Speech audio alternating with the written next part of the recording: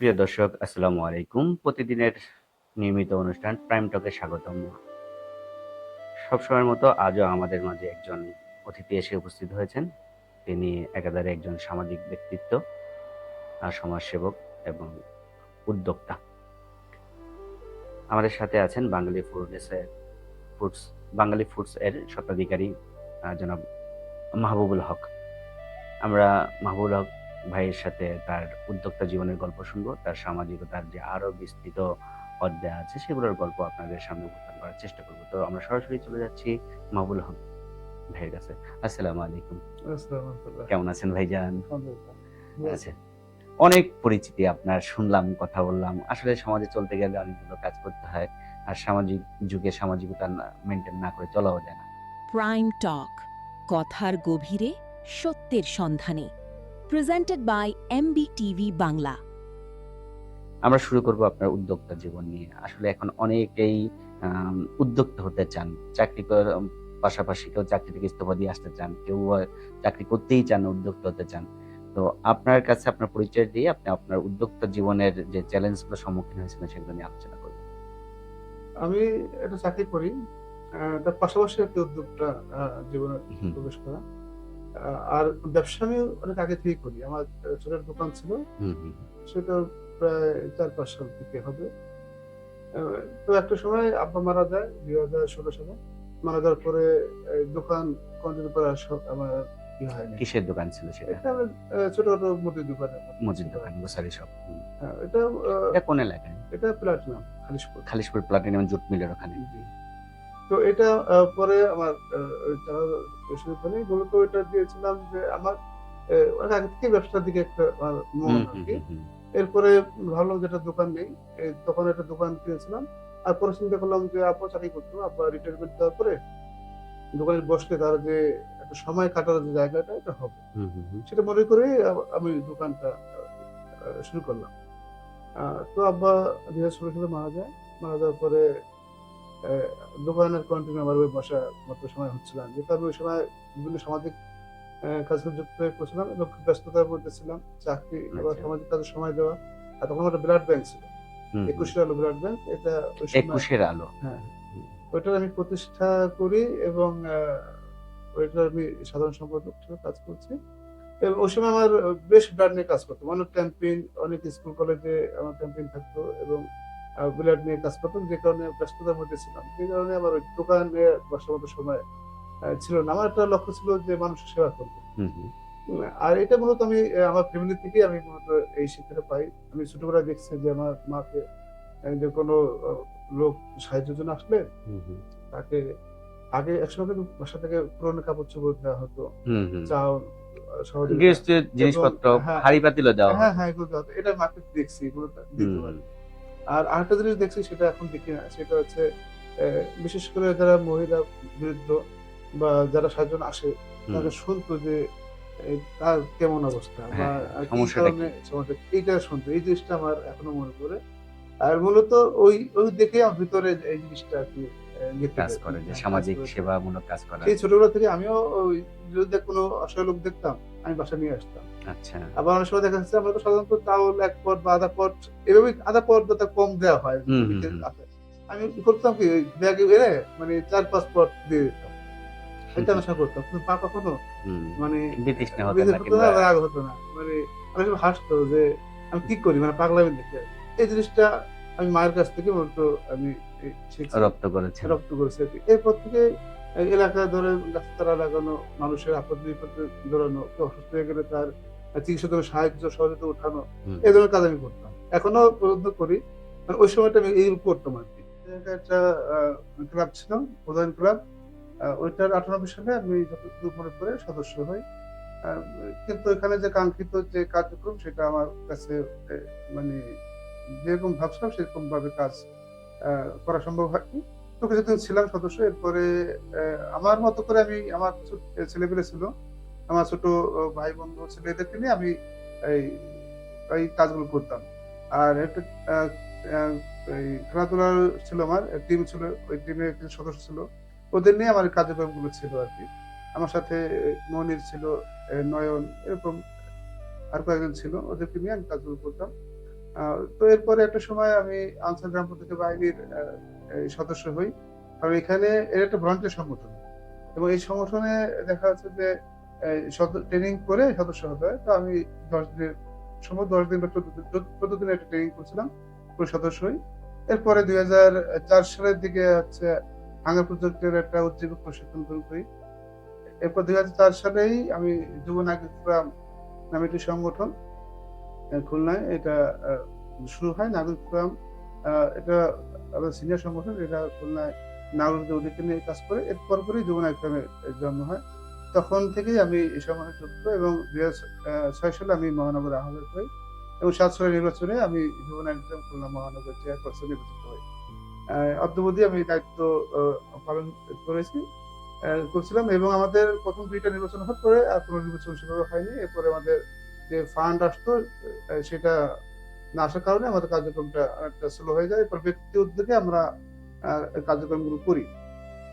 এরপরে আমি 2005 সালে সুজনের সাথে যুক্ত হই, এবং এখন পর্যন্ত আমি সুজনের সাথে কাজ করছি, এবং সুজনের আমি খুলনা মহানগরের বর্তমান সাংগঠনিক সম্পাদক হিসেবে কাজ করছি। আর এখন নাগরিক ফোরামের সাথে যুক্ত হয়েছি। নাগরিক ফোরাম খুলনা মানুষের অধিকার নিয়ে কাজ করে নাগরিক ফোরামের যুগ্ম মহাসচিব হিসেবে দায়িত্ব পালন করছি। এছাড়া আমি বিভিন্ন সামাজিক সংগঠনের সাথে যুক্ত আছি। অবকাশ গণগ্রন্থাগারের আমি সহ-সাধারণ সম্পাদক হিসেবে আছি। এভাবে আছি, বিভিন্ন সংগঠনের কাজ করছি। তো মূলত এরপরে আমি ওই ব্যবসা, আমি যে বিষয়টা বলতে চাচ্ছিলাম যে আমি মূলত এই সমস্ত কারণে, তো আরেকটা বিষয় যে আমার 21 সালের ব্লাড ব্যাংক, এটা 2009 সালে আমি প্রতিষ্ঠা করি। আর মূলত আমার আব্বার মাঝে মধ্যে রক্ত প্রয়োজন হতো 4-5 সালের দিকে। তখন আব্বাকে রক্ত ম্যানেজ করে দিতাম, এবং এর পাশাপাশি আশেপাশে কয়েকজনের রক্ত প্রয়োজন হতো। যেহেতু আমি সামাজিক কাজের সাথে যুক্ত, অনেকেই আমার কাছে আসতো যে আমি হয়তো ম্যানেজ করে দিতে পারবো।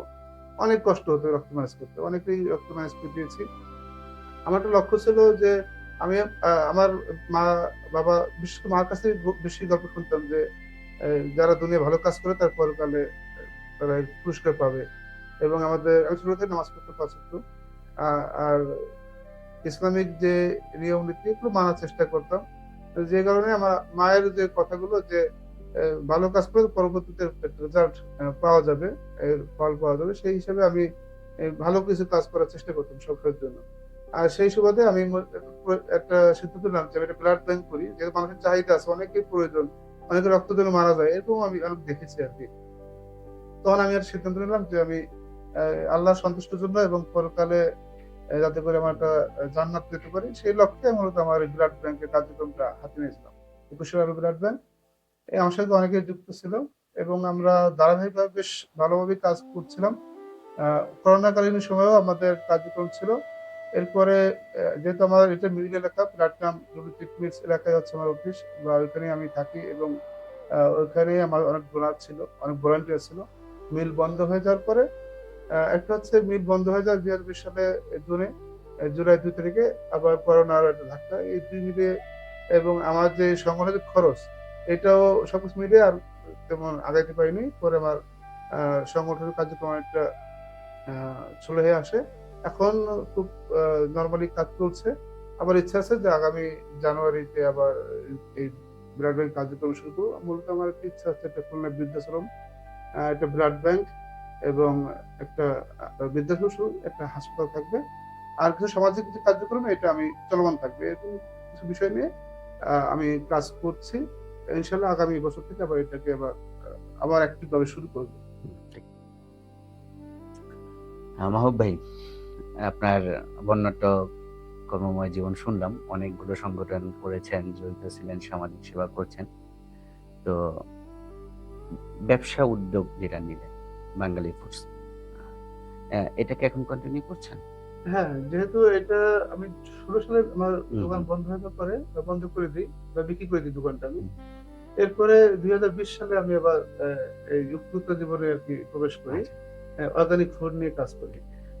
এইখানে অর্গানিক ফুড নিয়ে কাজ করেন, এটা তো একটা খুব চ্যালেঞ্জিং একটা বিষয়। আসলে অর্গানিক কিংবা রিয়েল জিনিসগুলো পাওয়া, অনেকেই তো অর্গানিক নাম দিয়ে কাজ করেন, কিন্তু পরবর্তীতে দেখা যায় যে তাদেরকে অনেক সময় ভোক্তা অধিকার কিংবা অন্য যে সেই সত্যতা খুঁজে পান না। তো এই ক্ষেত্রে আপনি এই চ্যালেঞ্জটাকে কিভাবে মোকাবিলা করেন? এটা খুব সুন্দর কথা বলছেন। আসলে আমি শিকার মানে ১ম দিকে যখন ব্যবসা শুরু করি, হুম, ১ম ভেজালের মধ্যে দিয়ে শুরু করি আরকি। হুম, মানে যে আমাকে মধুটা দেয়, যার কাছ থেকে নেই সে আমার পরিচিত। আমাকে বলেছিল যে, "ভাই এই মধু নিতে পারেন, ভালো মধু।" তো মধুটা যখন নেই, মধুটা উনার কাছে তখন ১০ কেজি মধু নেই সম্ভবত। ১০ কেজি বা ২০ কেজি এরকম হুম, হবে। মধু নেওয়ার পরে যখন আমি পোস্ট করি ফেসবুকে আমার আইডিতে, আমার এক বন্ধু লোক সে ব্লাড নিয়ে কাজ করে। হুম, হুম, হুম, দিঘুলিয়া বাড়ি। তার নাম আব্দুল আল মামুন ভাই। আ তিনি এ ইসে নিয়ে কাজ করে, ব্লাড নিয়ে কাজ করে, বেশ সামাজিক কাজ করেন তিনি। হুম, পাশাপাশি তিনিও মধু নিয়ে কাজ করেন। ভাই আমাকে বলতেছিল যে, "ভাই আপনি তো মধু নিয়ে কাজ করতেছেন। মধুটা আসলে আসল না ভেজাল এটা তো টেস্ট করা দরকার।" হুম, হুম, তখন উনার সাথে কিন্তু আমার এর আগে মানে হাই হ্যালো খুব কম। মানে ওইভাবে না। টুকটাক দেখা সাক্ষাৎ হয় বা হুম, ব্লাডের বিষয়ে হয়। তো ভাই আমাকে বলল আরকি যে, উম "আপনি তো চলেন আপনার মধুটা টেস্ট করি।" তো আমি বললাম, "হ্যাঁ, চলেন। এটা তো আমার জন্য ভালো হয়।" হুম, হুম, কারণ আমি এই আমার যাতে ক্ষতিগ্রস্ত হোক বা প্রতারণার জায়গায় আমি কখনোই যাব না। আমার জানা মতে আমি এখন পর্যন্ত হুম, যদি জানি যে কোনো তোমার ভেজাল আছে বা এটা একটু মান কম ওইটা আমি ছেড়ে দিই না। হুম, তো তখন আমি এই মধুপুর টেস্ট করবার জন্য তানভীর ভাই আ উনি মধু জগতে একটু সিনিয়র আমাদের সিনিয়র অনেকদিন ধরে কাজ করছেন। তো খুব ভালো মানুষ। বিএল কলেজের সামনেই ১২ টা মধু ওনার হুম, সব ওটা ভাইয়ের কাছে গেলাম। ভাই অত্যন্ত আন্তরিক। যখন আমরা গেলাম আ তখন উনি টেস্ট করে দেখাইলো আরকি যে আসলে মধুতে ভেজাল আছে। এবং আমি এই ব্যবসা শুরু তখন যারা করে যাদেরকে মধু দিছি, তাদের ফোন দিছি যে ভাই মধুগুলো ব্যাক করেন। হুম, হুম, মধুগুলো দিয়ে দেন আমাকে। এবার যারা কেউ হয়তো বিক্রি করছে বা কেউ আ যেটা ছিল সেটা আমি নিতে পারছি। হুম, আ এর মধ্যে আমাকে আবার যখন এই মধু ব্যবসা শুরু করলাম, তখন আমার পরিচিত কিছু ব্যবসায়ীরা বা কিছু পরিচিত লোক বলতেছিল যে, আমার এক বন্ধু লোক বলতেছিল যে, আমার এক ভাইগিনা মধু ব্যবসা করে। পার্ট টাইম সুন্দরবনের মধু একদম অরিজিনাল মধু আমি খেয়েছি। আপনি দেখতে পারেন। তো আমি স্যাম্পল হিসেবে একটা মধু আনলাম ১ কেজি। আ চিত্রালী বাজারে এক ব্যবসায়ীকে বললাম যে, "ভাই আমি তো মধু ব্যবসা শুরু করতে চাচ্ছি। অলরেডি আপনার কাছে উনার কাছে অনেকদিন মধু খাইতাম আমি। হুম, খাওয়ার জন্য নিতাম। তো আপনি কি আমাকে হেল্প করতে পারবেন?" তো বলল, "হ্যাঁ, আমি পারব।" এই দেখেন উনি কুরিয়ার কাগজ দেখালো যে সারা বাংলাদেশের কুরিয়ারে মালগুলো সেল দেই। তাহলে বিশ্বাস হুম, আমার হলো। আমি মধুটা নিলাম।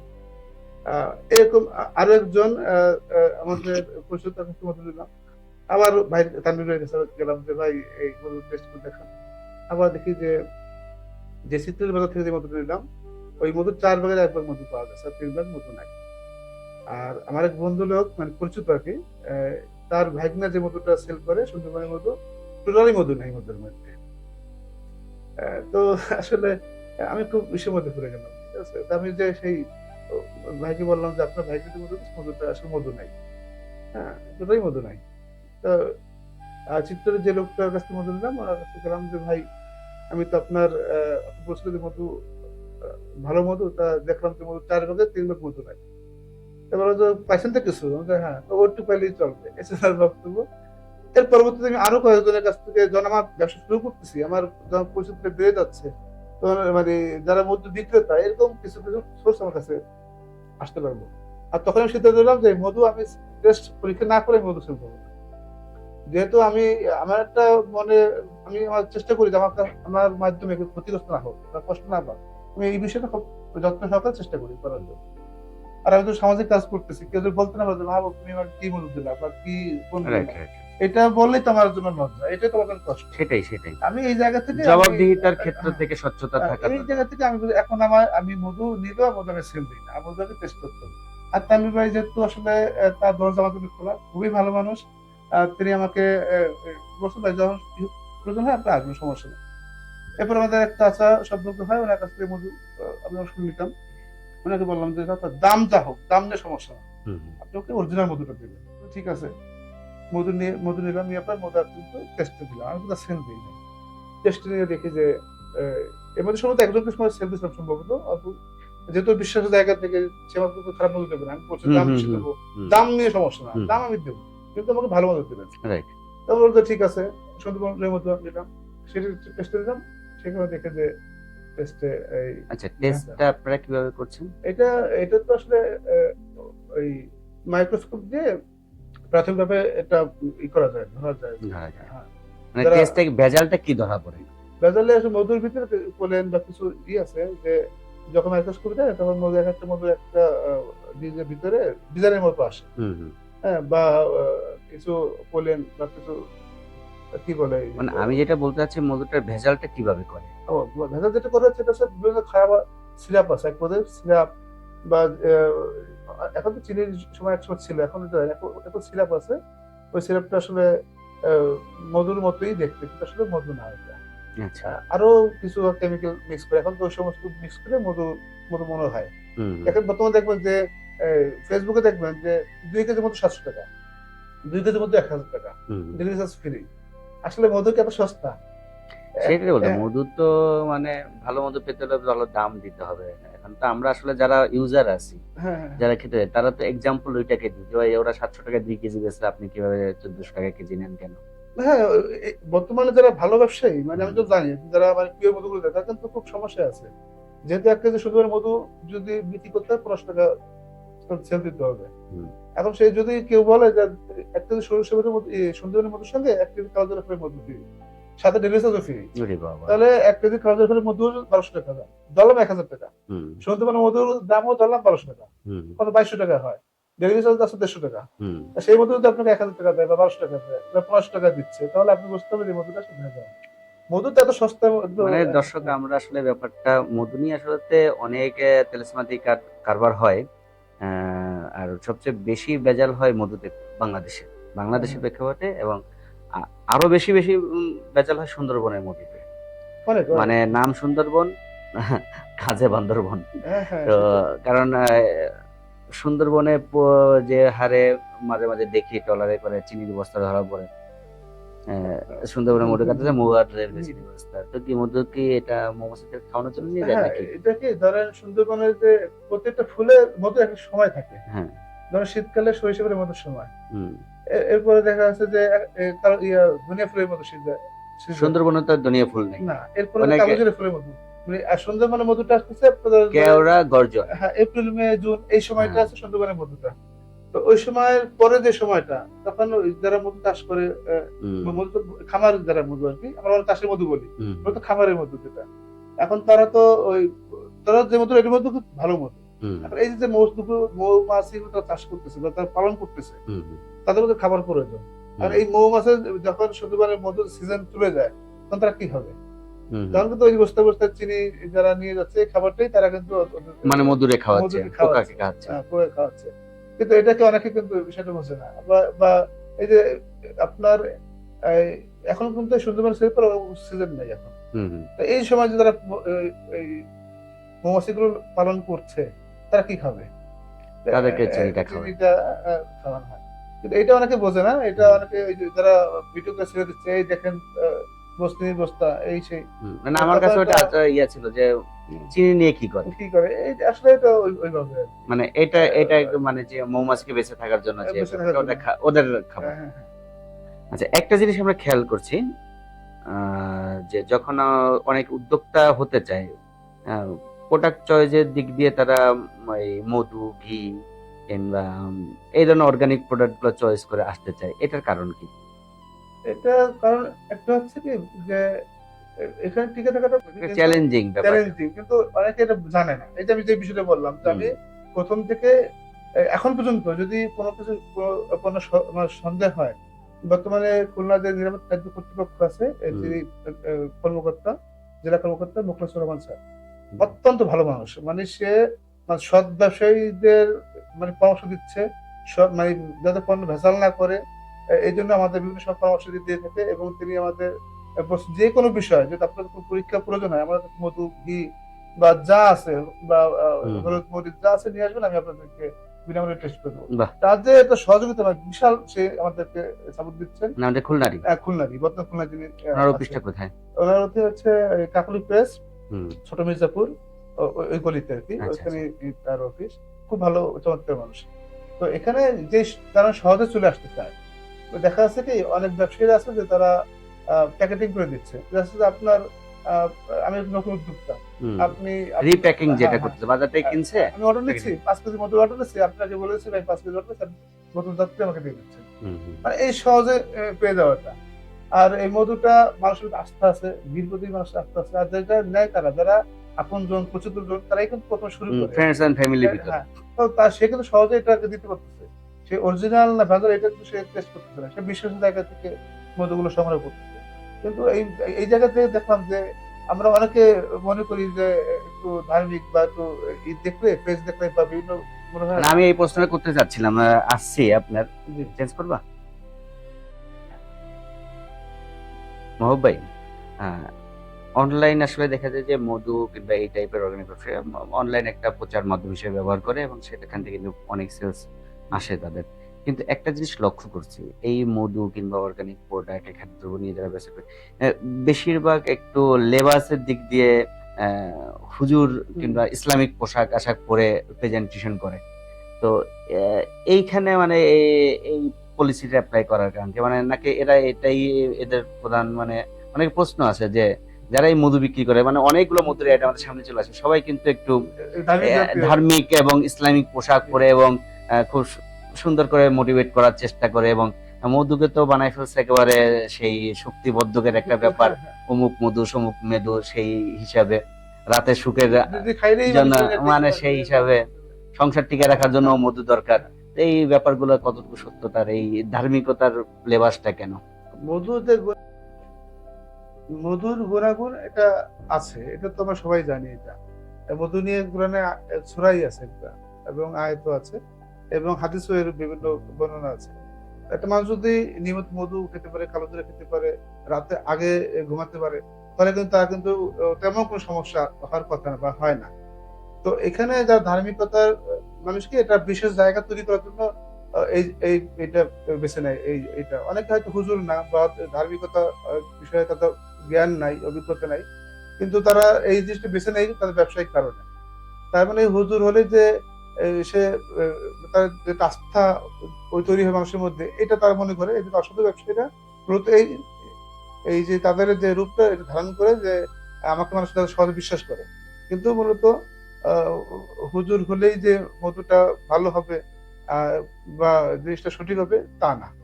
তারা তাদের আস্থার জায়গা তৈরি করার জন্য মূলত এই বেশ ধারণ করে আর কি।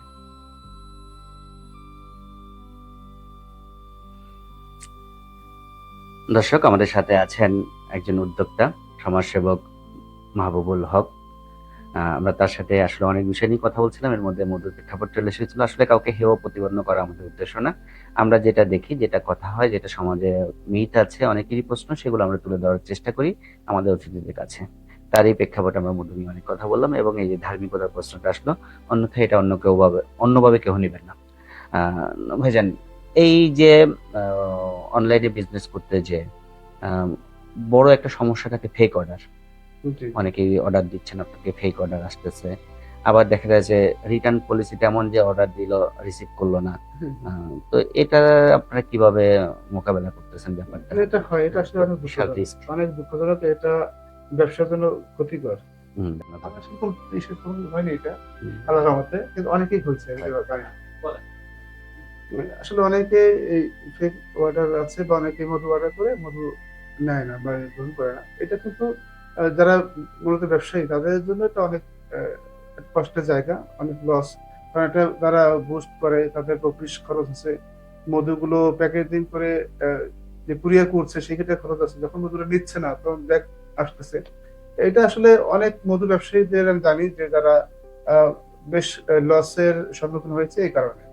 এটা যেমন একটা তার কষ্টের জায়গা, আবার এটা কিন্তু দুনিয়া দিক যদি তাকাই যেটা অনেক বড় গুনার কাজ, যে সে প্রতারণা করতেছে এবং সে কিন্তু প্রতারণা করছে এবং মানুষকে ঠকাচ্ছে বা মানুষের সাথে সে একটা এটা মেনে নেওয়ার মতো একটা বিষয় না। সে যদি না নেয় বলতে পারে আমি মধু নিবো না বা অর্ডার দেবো না, কিন্তু যখন আমরা মধুগুলো অর্ডার হয় মানে তখন কিন্তু পুনরায় অফিস থেকে জানানো হয় যে আপনি অমুক বলছেন, আপনি কি মধুটা নেবেন?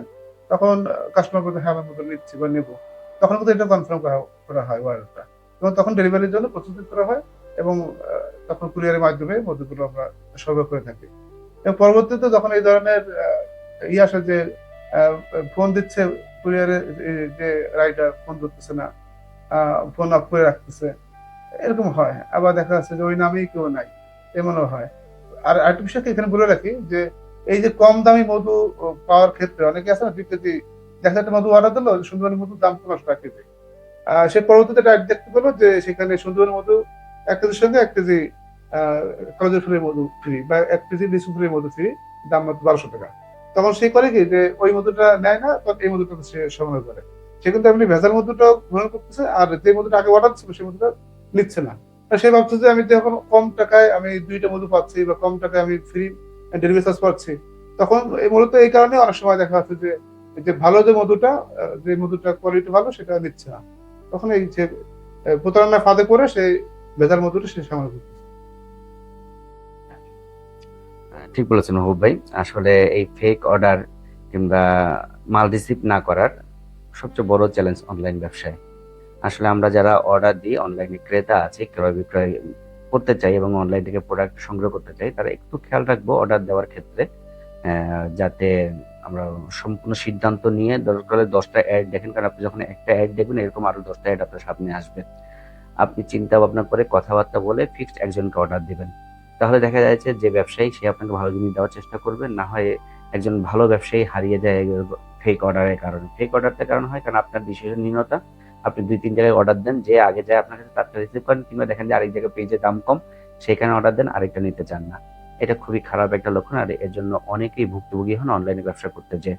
তো এটা সচেতনতার জন্য, কারণ আপনাকে যখন কনফার্ম করা হবে আপনি অবশ্যই এই কথা দিয়ে কথা রাখার চেষ্টা করবেন, না হয় কিন্তু আস্তে আস্তে আমরা এই সুযোগ সুবিধাটা পাবো না। আর এদিকেও আমরা খেয়াল করবো যারা কর্তৃপক্ষ যারা আছেন, যে আরেকটা পেমেন্ট গেটওয়ে করা যায় কিনা, যাতে আম, যে ক্রেতা আছেন তিনি পেমেন্ট করে দিবেন। অ্যাটলিস্ট প্রোডাক্ট যদি খারাপ হয় ক্লেম করলে যেন পেমেন্টটা আটকে থাকে, তাদের বনিবনা হওয়ার পরে যে গ্রাহক আছে সে পেয়ে যায়। আশা করি এরকম যদি একটা সিস্টেম ডেভেলপ করা যেতে পারে, তাহলে আমার মনে হয় একটা সলিউশন আসা যায় লসের। কারণ ব্যাপারটা হয় রিটার্ন আসলে 2বার ডেলিভারি চার্জ দিতে হয়, একবার যাওয়ারটা এবং আসারটা, 2টা ডেলিভারি চার্জ, কিন্তু সে প্রোডাক্টটা বিক্রিও করতে পারলো না, তার অর্ডার দেওয়াতে আপনার বুস্টিংটা ডলার নষ্ট হলো, এবং তার প্যাকেজিং চার্জ এবং তার এমপ্লয়ি চার্জ। তো মোটামুটি আপনার প্রোডাক্টটা না নিতে গেলে তার কিন্তু প্রোডাক্টের চেয়ে বেশি খরচ হয়ে যায়। তো আমরা মানবিক দৃষ্টিকোণ থেকে এই জিনিসটা সকল ক্রেতারা যারা আছে অনলাইনে কেনার চেষ্টা করি, তারা অবশ্যই খুব যত্ন সহকারে অর্ডার দিব, এবং চাইবো যে যাতে ফেক অর্ডার না দিই, এবং যাকে অর্ডার দিব সেই অর্ডার দেন। তাহলে কি হবে, অনলাইনে যারা ব্যবসা করছেন, যারা সেবা, অনলাইন ব্যবসাটা করে ওনার একার ব্যবসা না, এটা তো একটা সেবা। সে যে সেবাটা হচ্ছে সেই সেবাটা আরো স্মুথলি এবং ভালো প্রোডাক্ট দিতে পারবেন, না হয় আপনি কিন্তু প্রতারিত হবো আমরা ক্রেতারাই। কারণ তখন দেখা যাবে যে 100 টাকার জিনিস 1000 টাকায় বিক্রি করবে, আপনার কারণে আরেকজন ভালো ক্রেতা নষ্ট হবে, এবং আপনিও কিন্তু এর থেকে ব্যতিক্রম না, আপনিও লুজার হবেন। এই কারণে জিনিস পাবেন খারাপ, দাম পেমেন্ট করতে হয় বেশি, কারণ এই ধরনের লস দিয়ে ভালো ব্যবসায়ী টিকে থাকা খুব কঠিন হয়ে যায়। হুম। এরপর হুম, তো এই ফেক অর্ডারে যা বললাম আমি, তো আপনার কাছে আসলে ব্যাপারটা কেমন মনে হয় আসলে? আমি আসলে এটা তো এটা কষ্টের জায়গা প্রতিটি ব্যবসায়ীর জন্য এটা। আর আমার এই ফেক আইডি গুলো ওই তেমনটা আমার করেনি। কিন্তু এটা আমার যারা কলিগ বা যারা ব্যবসায়ী আছে, সিনিয়র ব্যবসায়ী যারা আছে, অনেক সাথে কথা হয়, তারা এই বিষয়টা অনেকটাই সাফার করছে এটা আর কি। আর আমাদের বিষয়টা হচ্ছে আমার একটা কষ্ট জায়গা হচ্ছে কি, আমি এই যে প্রতারণার কথা দিয়ে বলছিলাম যে আমি অনেক প্রতারণার শিকার হয়েছে, মানে এই মধুর বিষয়ে। আমাকে একজন বলছে ভাই আমার মধুটা খুব ভালো। আমার একটা ছেলে ছিল, ও ইঞ্জিনিয়ার, ওষুধ ছিল। ও বলছে চাচা মধু ব্যবসা করে, আপনি মধুটা নিতে পারেন। খুব বিশ্বস্ত লোক ছিল আমার, ওর কাছ থেকে মধু নিলাম, সেই মধুটাও ভেজাল পেয়েছে। এরকম অনেক ভেজাল মধু পাওয়ার পরে একটা সময় আমার মনে খুব কষ্ট যে আমি এই মধুটা আমি কাজ করবো না, যেহেতু এত ভেজাল, মানুষ প্রতারণার শিকার হবে, আমার কাছে আমার দ্বারা যদি ক্ষতিগ্রস্ত হয় বা প্রতারণার শিকার হয়, এটা তো আমি গুণাগার হবো। মনে কষ্ট জায়গা থেকে আমি এখানে ফিরে আসার একটা চেষ্টা, মানে সিদ্ধান্ত নিতে যাচ্ছিলাম। হঠাৎ করে মাথায় আমার ঢুকলো যে আমার না, এটা আসলে ভুল সিদ্ধান্ত আমার। আমি সঠিক পণ্য নিয়ে কাজ করবো, অরিজিনাল পণ্যটাই মানুষের কাছে পৌঁছে দেবো, এটা আমার চ্যালেঞ্জ। আমাকে যদি আমি এখানে ছেড়ে দিই, মানুষ তো আবার ভেজাল পণ্যর সাথে যুক্ত হয়ে যাচ্ছে, বা যে যতটুকু সে তো ভেজাল পণ্য বা ভেজাল মধু, ভেজাল কি তারা পাচ্ছে। তখন আমি চেষ্টা করলাম যে না, আমি ঘুরে দাঁড়ালাম যে আমি পিওর মধুটাই দেওয়ার চেষ্টা করবো ইনশাআল্লাহ। সেই জায়গা থেকে আবার আমি ঘুরে দাঁড়ালাম, এবং এরপর থেকে আমি মধু যখন আমার বিভিন্ন বিশ্বস্ত সোর্স, যাদের সঙ্গে ভালো সম্পর্ক, আমি মাঠে যে সংগ্রহ করি, ভালো সোর্স তাদের কাছ থেকে নেই, যারা কাছের মানুষ, এবং সেই মধুটা নিয়ে আমি টেস্ট করি। টেস্ট করে দেখি না, মধুটা ভালো। এখন পর্যন্ত আল্লাহর মধ্যে ঘুরে দাঁড়ানোর পর থেকে আমি আর আমার সমস্যা এখন পর্যন্ত, মানে এখন বুঝে গেছেন যে আসলে ভেজাল কোনটা আর ভালো কোনটা। আর এই জন্য হুম। আমি ওই নতুন কাগজ থেকে মধু ভাবে নেওয়াও ঠিক না। আপনাকে চিন্তা হবে যে আমি কাছ থেকে মধু নিচ্ছি, হুম, তার বিষয়ে জানতে হবে আপনাকে। হঠাৎ করে হুম। অনলাইনে অর্ডার পাইলেন, নেওয়া ঠিক না। সেই পেজটা হুম। কতদিন তো চলতেছে, কারা চালাচ্ছে, ওই লোকগুলো কেমন, প্রতিষ্ঠানটা কেমন, ধারণা নিতে হবে। আপনি যদি ভালো একটা পণ্য নেবেন, অবশ্যই আপনার সেই পেজ সম্পর্কে, সেই প্রতিষ্ঠান সম্পর্কে ধারণা নিতে হবে। তাহলে তো আপনি ভালো জিনিসটা, অনেকে দেখা যাচ্ছে একটা নাম দিয়ে কম দামি মধু দিয়ে সেল দিয়ে দিচ্ছে। হুম। মাঝখানে দেখলাম যে 4 পদের মধু বেচতেছে 600 টাকা কেজি বা 500 টাকা কেজি, এরকম একটা সম্ভবত। আবার ডেলিভারি চার্জ ফ্রি। হুম, হুম, কি করে সম্ভব? এটা হয় 4 পদের মধু 1 কেজি করে, মানে 250 গ্রাম করে দিচ্ছে, মানে 1 কেজি মধু, এরকম সুন্দরবনের মধু, কালোজিরার মধু। হুম। সম্ভব না। কিন্তু আমরা বাঙালিরা মনে করি যে যেটা দাম কম মনে হয় ভালো। আর ফেসবুকে মানে বিশ্বাস করানোর জন্য ওই যেটা একটু বলতে যে তারা কিছু বেশ ধারণ করে, হুম, কিছু লেবাস। লেবাস কি করে, যে তারা তো টুপি এবার আলহামদুলিল্লাহ, সুবহানাল্লাহ, হ্যাঁ, মাশাআল্লাহ, মাশাআল্লাহ। কিন্তু আসলে এটা তারা কিন্তু হুম। প্রতারণার আশ্রয় দিচ্ছেন তারা। Right. তারা তো ভালো লোক না, কিন্তু হুম। ভালো লোকের আশ্রয় দিচ্ছে, মানুষ তাদের বিশ্বাস করে। হুম, হুম, কিন্তু তারা একটা হচ্ছে তো প্রতারণা করতেছে, আবার তার গুণাগারও হচ্ছে। কিন্তু তার দুনিয়ার যে একটু টাকা পয়সার জন্য বা একটু ইসের জন্য তারা কিন্তু এই আশ্রয়টা নিচ্ছে তারা। হুম। কিন্তু এটা হচ্ছে ঠিক না। এবং এটা তো লেবাসের অবমাননা হচ্ছে। অবমাননার কথা এটা ধর্মকে অবমাননা করা। হ্যাঁ, এবং অনেকে মানে তখন কিন্তু যখন সে প্রতারণার শিকার হবে তখন কিন্তু তার এই একটা লেবাসটার প্রতি তার বিতৃষ্ণা চলে হ্যাঁ, আসে। হ্যাঁ, মানে কথাগুলো উঠতেছে সেখান জি, থেকে। জি, জি। ঠিক আছে ভাই, অনেকক্ষণ মধু নিয়ে মধুময় আলাপ হলো। এখন মধু থেকে আমরা একটু আপনার সামাজিক কার্যক্রমে আসি। ব্লাড ব্যাংক নিয়ে কাজ করছেন, এখনো কি করছেন? এখন কাজ অনেক অংশে কম করছে, বা খুব কম। আচ্ছা, এখন তো আসলে অনেকগুলো ব্লাড ব্যাংক সংস্থা চলে আসে চলে আছে। আচ্ছা, আপনি ওই নাগরিক ফোরামের যুব নাগরিক ফোরাম যেটা ছিল, এটা জি, মহানগরের সভাপতি ছিলেন জি, খুলনার। জি। আচ্ছা, এখন কিসে আছেন, মানে ওইটার পর্যায়ে কি আর এখন? যুবন একদমের বিষয়ে একটু বলি যে হুম। আমাদের একটা অর্জন আছে যুবন একশো, আচ্ছা। সারা বাংলাদেশ ব্যাপী। সেই হুম। অর্জনটা হচ্ছে বাংলা ইংরেজি যে সামাজিক আন্দোলন। হুম, হুম। বাংলাদেশে কিন্তু সর্বপ্রথম আমরাই শুরু করি খুলনা থেকে। আচ্ছা। একদম খুলনা থেকে আমরা শুরু করি। আমরা শুরু করারও অনেক পরে অন্যান্য সংগঠন, বিভিন্ন ভার্সিটি বা বিভিন্ন জায়গায় এই আন্দোলনটা শুরু হয় হুম, এবং একটা সময় এটা আইনে পরিণত হয়, এটা প্রধান। হুম, হুম। হ্যাঁ, কিন্তু শুরুটা কিন্তু খুলনা থেকেই হয় এবং যমুনা ইসলামে এটা নিয়ে আন্দোলন করে। যাক, এটা ভালো একটা অ্যাচিভমেন্ট জি, আপনাদের। জি। এখন কি নাগরিক ফোরামে জি, এখন সভাপতি হিসাবে আছেন, না, যুগ্ম যুগ্ম মহাসচিব। মহাসচিব হিসাবে আছেন? একটু ঠিক আছে। যুব নাগরিক ফোরাম থেকে আসলেন নাগরিক ফোরামে, এখন নাগরিক ফোরামের আসলে মূল কার্যক্রমটা কি? নাগরিক ফোরামের মূল কার্যক্রম হচ্ছে নাগরিকদের যে সেবাদানকারী প্রতিষ্ঠানগুলো আছে, সেই সেবাদানকারী প্রতিষ্ঠান যাতে করে তার সেবাটা মানুষের কাছে সঠিকভাবে তারা যেন দেয়। হুম, এখন মূলত বাংলাদেশে বিভিন্ন সেবাদান প্রতিষ্ঠান তো অনিয়ম করছে, তারা মানুষের সেবা দিচ্ছে না। যেই কারণে কিন্তু নাগরিক ফোরামের মতো বহু সংগঠন তৈরি হয়। যদি হুম, আজকে সামাজিক যেই সরকারি যে দপ্তরগুলো আছে তারা যদি সঠিকভাবে কাজ করতো, তাহলে হুম, নাগরিক ফোরাম বলেন, সুজন বলেন, বনায়ন সংগঠন বলেন, প্রয়োজন হতো না। হুম, এই সংগঠন তৈরি হচ্ছে ওই কারণে যে নাগরিকরা তখন তাদের নাগরিক অধিকার পাচ্ছে না, হুম, হুম, তখনই কিন্তু নাগরিক ফোরামের মতো সংগঠনগুলো তৈরি হয়েছে। হুম, আর নাগরিক ফোরামে 2004 সালে খুলনায় তৈরি হয় এবং প্রতিষ্ঠিত হওয়ার পর থেকে নাগরিক ফোরামের আপনি দেখবেন যে সিটিজেন চার্টার বিভিন্ন দপ্তরে দেওয়া হুম। আছে, এইটাই কিন্তু নাগরিক ফোরাম অর্জন। আচ্ছা, আচ্ছা। এই নাগরিক ফোরামের কারণেই সিটিজেন চার্টারে কি হয়? সিটি চার্টার সেই প্রতিষ্ঠানের যে সেবার যে হুম, ধরনগুলো আচ্ছা, আচ্ছা, সেগুলো কিন্তু দেওয়া থাকে।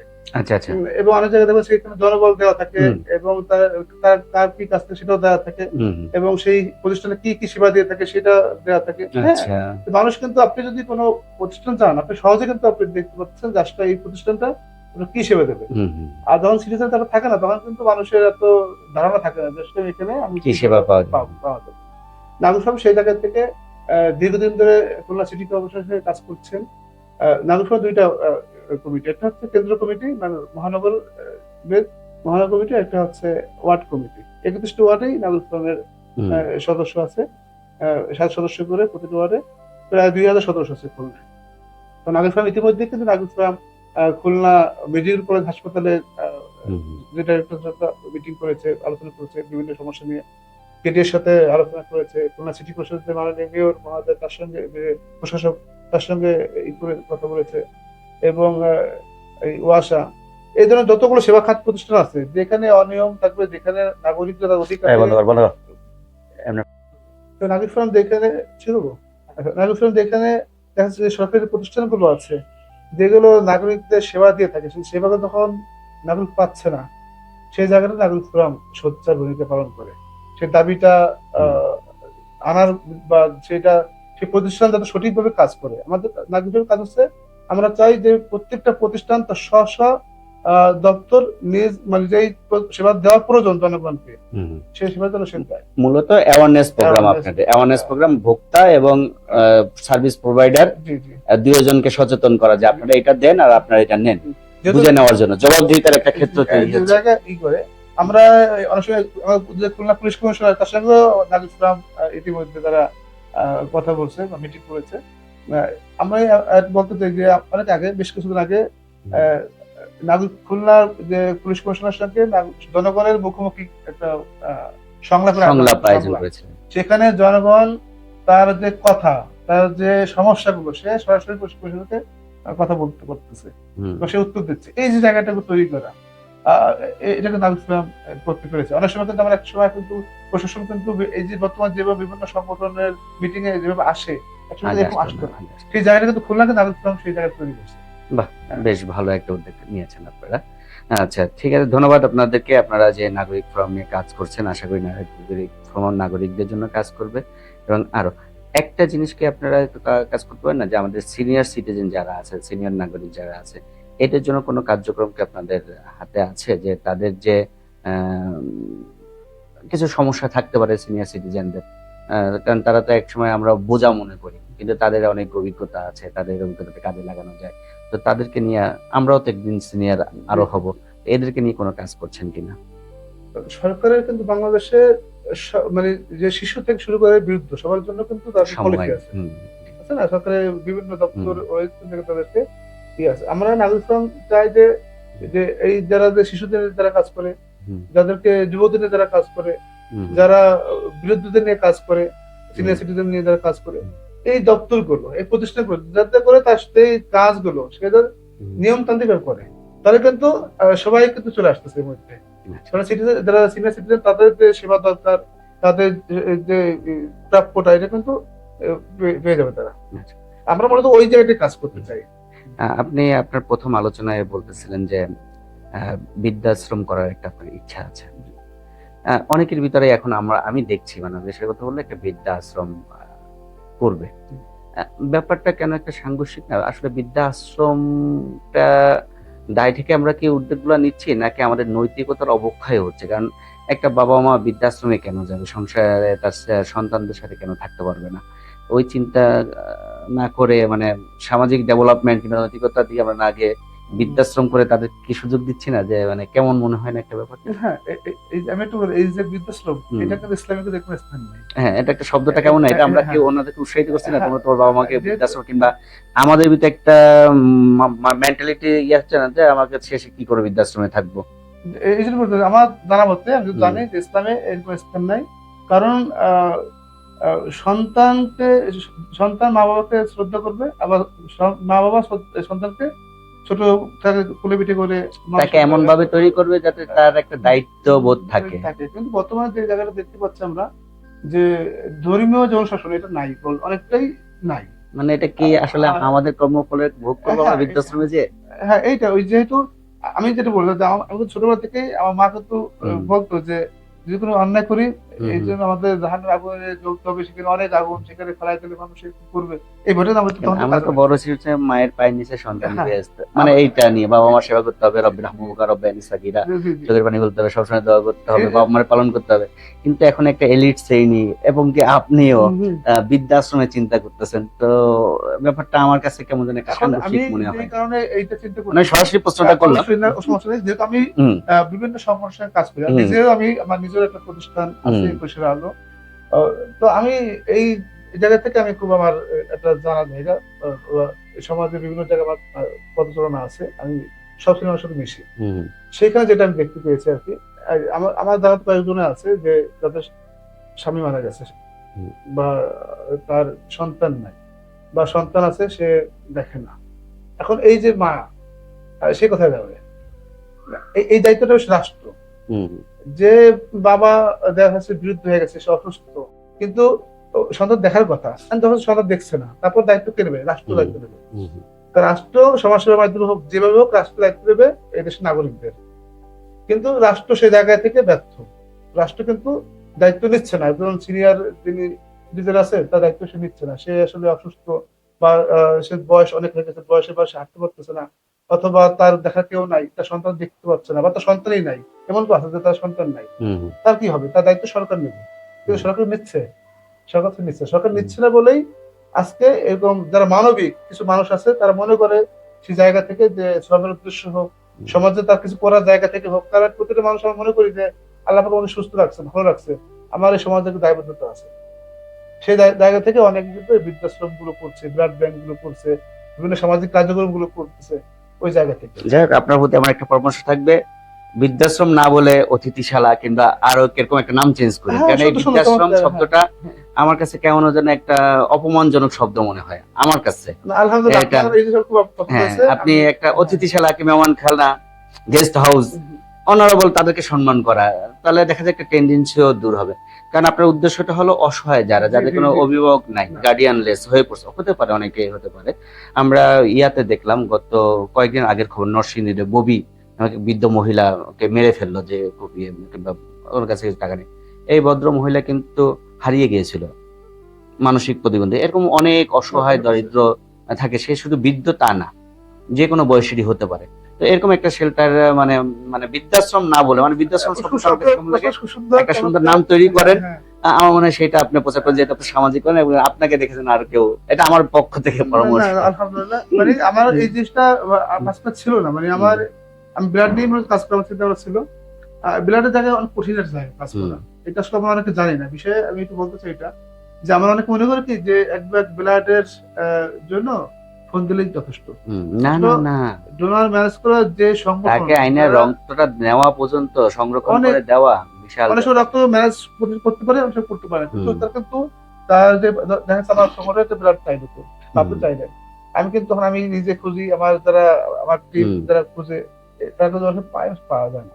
আর যখন পাওয়া যায় তখন দেখা যাচ্ছে অনেক সময় রোগী প্রয়োজন শেষ হয়ে গেছে, সে ব্লাড নেওয়ার পরে ব্লাড নিয়ে চলে যাচ্ছে, ডোনারকে থ্যাঙ্কস পর্যন্ত দিচ্ছে না, বা ব্লাড এটা কিন্তু একটা বিশাল ব্যাপার ভাই, মানে খুব খারাপ লাগে ব্লাড তখন। দেওয়ার পরে যে তাকে একটু দাঁতাত ভরা যে বিষয়টা, এটা দিচ্ছে না, বা তাকে ব্লাড দেওয়ার পরে একটু নাস্তানি ফল বা ডিম বা দুধ খাওয়ালে শরীরে এনার্জি চলে আসে, এই জিনিসটা করতেছে না। মানে ব্লাডটা নেওয়ার পরে তার দায়টা শেষ, যে কারণে কিন্তু অনেক ব্লাড ডোনার কিন্তু হারিয়ে যাচ্ছে। তারা কিন্তু খাওয়ার জন্য ব্লাড দিতে যাচ্ছে, তাদের পরিচিত অনেক বড়, তাদের মনটা অনেক বড়, তাই জন্য তারা ব্লাড দিতে যায়, কিন্তু ব্লাড দেওয়ার পরে যে ব্যবহারটা তারা পায়, তো মনটা ভেঙে যায়। আসলে দর্শক, আমরা এটা অনেক সময় দেখি যে জরুরি প্রয়োজনে ব্লাড অনেকে দেয়। আসলে যে ব্লাড ডোনার, বিশেষ করে আমিও দিই, আমরা যখন ব্লাড দিতে যাই তখন কিন্তু আমাদের ওই দিনের পুরো দিনের কাজ নষ্ট করে তারপর যাই। আমরা ব্লাডের কোনো মূল্য চাই না, কিন্তু ব্যাপারটা হলো যেটা চাই যে যাদেরকে ব্লাডটা দিচ্ছি তারা যেন অ্যাটলিস্ট ব্যবহারটা, সম্মানটা, একটা রেসপেক্টেশনের জায়গা, তার সাথে কথা বলা, এটা যেন বজায় রাখে। কিন্তু ফোন করে যেন একটা থ্যাঙ্কস দেয় কিংবা একটা এটা কিন্তু প্রাপ্য, সবাই চায়। কিন্তু আমাদের সমাজে দেখা যায় ব্লাডটা মনে হচ্ছে যে দিচ্ছে সেটা তার মানে ন্যায্য অধিকার, সে দিচ্ছে, আর তুমি দিচ্ছ কেন, এটা তোমাকে নিয়ে তোমার আমরা উপকৃত করতেছি, এখানে ব্যাপারটা তাই কাজ করে না? এখানে আরেকটা মেসেজ দিই আপনাকে, সেটা হচ্ছে যে আপনি 100 জন লোককে ব্লাড দিলেন আপনার প্রতিষ্ঠান থেকে, আপনি সেই যাদের দিয়েছেন তার মধ্যে 10 জনের আপনি ব্লাড পাবেন না, 5 জনের কাছ থেকে পাবেন বলে সন্দেহ। তার মানে কি আপনি ব্লাড দিচ্ছেন কিন্তু তাদের কাছে পাচ্ছেন না। যে লোকটা ব্লাড নিয়ে উপকৃত হলো, তার মাকে দিলেন, তার বোনকে দিলেন, তাকে দিলেন, তার পরিবারে এমন কেউ নাই ব্লাড দেওয়া তো, সে দিচ্ছে না। ব্লাডটা পাচ্ছেন কিন্তু আপনি একজন একটা সংস্থা থেকে, কোনো ব্যক্তি থেকে। আরেকটা বিষয়, 3 ঘন্টা তার ওয়েট করতে হয়, কারণ ক্রস ম্যাচ করতে হয়। অনেকে হসপিটালে গেলে কিন্তু সাথে সাথে ব্লাড নেয় না, দিয়ে আসলাম তা না, ওখানে ওয়েটিং সিরিয়ালে থাকতে হয়, তাদের আয়োজন আছে, তারপর ব্লাড ম্যাচিং এর একটা ব্যাপার আছে, সবকিছু করে কিন্তু 3-4 ঘন্টা সময় চলে যায় একজনের, পুরো একটা কর্মদিবসই ভাই চলে যায়। আবার এখানে আরেকটা বিষয় কি, ইদানিং বেশ কিছু দালাল, প্রতারক, তারা দেখা যাচ্ছে আপনি একটা পোস্ট করলেন যে আপনার রক্ত প্রয়োজন, আপনাকে ফোন দিয়ে বললো যে ভাই আমি তো রক্ত দেবো, আমি তো মুখ থেকে আছি, আমি আসতে পারতেছি না, আবার বিকাশের 12 টাকাটা দিয়ে দেয়, আমি আসতেছি। বিকাশে তো টাকা নিল, টাকা আপনি তো বিকাশ 100 টাকা দেবেন না, দিলে 500 টাকা দেবেন, স্বাভাবিক। যারা দেয় তারা 500 টাকাই দেয়, ওই যে নেওয়ার পরে সে ফোন বন্ধ, আবার আসা বলতেছে কি ভাই আমি এটা হচ্ছে না, আমি একটু বিপদে পড়ে গেছি, আমাকে টাকা সুদ দেন, তো সে আমাদের 200 দিল বা 500 দিল, ফোন বন্ধ করে রাখছে। তাহলে এই যে- এই ব্যাপার আসলে সবাইকে নৈতিকতার আদর্শিত হতে হবে। আমাদের নৈতিকতার ঘাটতি করতেছে, জি এটা জি আমরা অনেক দেখতেছি। এটা হচ্ছে মানে এটা কষ্ট জায়গা আমাদের হ্যাঁ, এটা। ওই যাই বলেন না কেন সব জায়গায় নৈতিকতার অভাব আছে আমাদের। তো আমরা আসলে নৈতিকতা সমন্বয়ী হই, আমাদের ধর্মীয় জ্ঞান আমরা বাড়াই, তাহলে দেখা যাবে যে একটা ভালো সমাজ তৈরি হবে। এটা সামাজিক কাজ করতেছেন, আসলে যতই সামাজিক কাজ করেন আপনি, আমি দেখছি আমাদের একটা প্রতিষ্ঠান আছে মানবিক বন্ধু সমাজ কল্যাণ সংস্থা। আমরা প্রায় সময় একবেলা আহারের একটা কর্মসূচি করি। অনেক সময় 100 জনের একটা খাবার নিয়ে যাই আমরা, দিচ্ছি, মনে করেন যে 10 জন পায়নি, গালাগালি শুরু করে। হ্যাঁ হ্যাঁ আচ্ছা ব্যাপারটা এমন জানো, ওইটা দেওয়ার একটা দায়িত্ব ছিল, মানে দেখা যায় যে এরকম- কেন আসলি তোরা, অথচ একটা প্রতিষ্ঠান সবাই যে ক্ষুধাটা নিবারণ করতে পারবে না।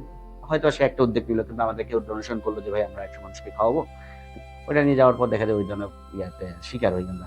এতে কি হয়, মানুষের ভিতরে আসলে নৈতিকতা যেটা আসলে ওইটা এবং কৃতজ্ঞতা, এটা কিন্তু নাই, এখন কেমন যেন কমে যাচ্ছে। এই যে আমি বলি যে ব্লাডের বিষয়টা আসছিল, আমরা তো ব্লাড ধরেন কাউকে 5 বার ব্লাড দিয়েছি, বা কাউকে 2 বার দিয়েছি, তার এখন দিতে পারি নাই, হুম, আমার মতো খারাপ বা আর নাই, আর নাই, আর নাই। বা যে ভাষা ব্যবহার করে বা যেরকম মানে তার একটা মানে এটা তুমি দিবি না কেন, এটা তো আমার ন্যায্য অধিকার, মানে তোমরা দিবে। কষ্টের জায়গা। এই জন্য ব্লাডে দেখো যে অনেক ব্লাড ব্যাংক তৈরি হয়েও 6 মাস 1 বছর পর বন্ধ হয়ে যায় বা তারা কাজ করতে পারে না, এমন একটা জায়গায় চলে আসে। এই তো সমস্ত সামাজিক কার্যক্রমগুলোকে এরকম একটা সমস্যা আছে।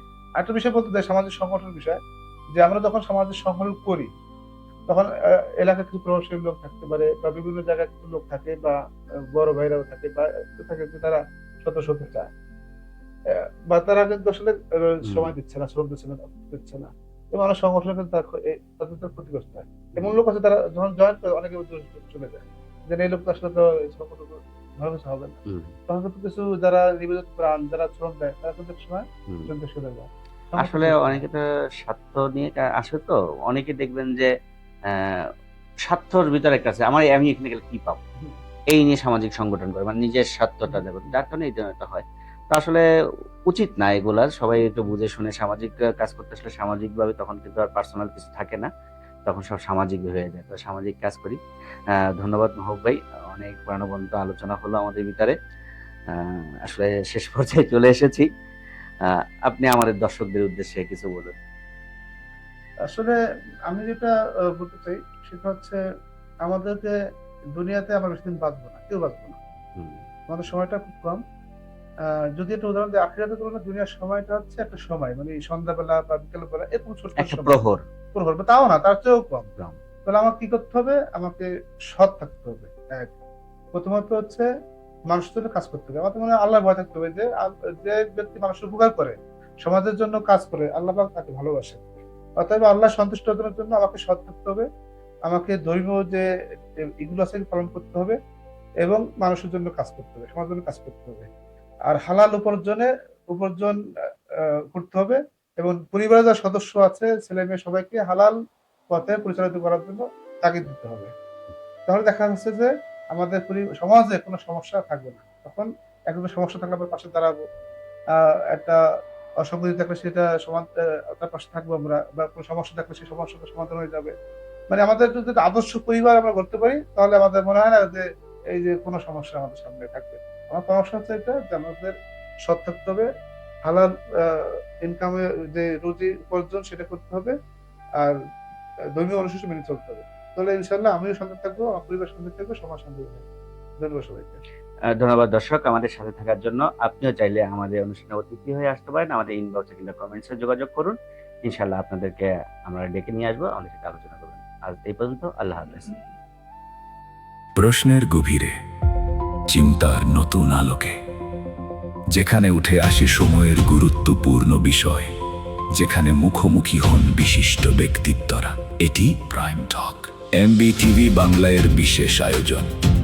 গভীর আলোচনা, গুরুত্বপূর্ণ মতামত এবং সত্যের অনুসন্ধানে প্রাইম টক, কথার গভীরে সত্যের সন্ধানে। প্রেজেন্টেড বাই এমবিটিভি বাংলা, সত্যের সাথে সারাক্ষণ।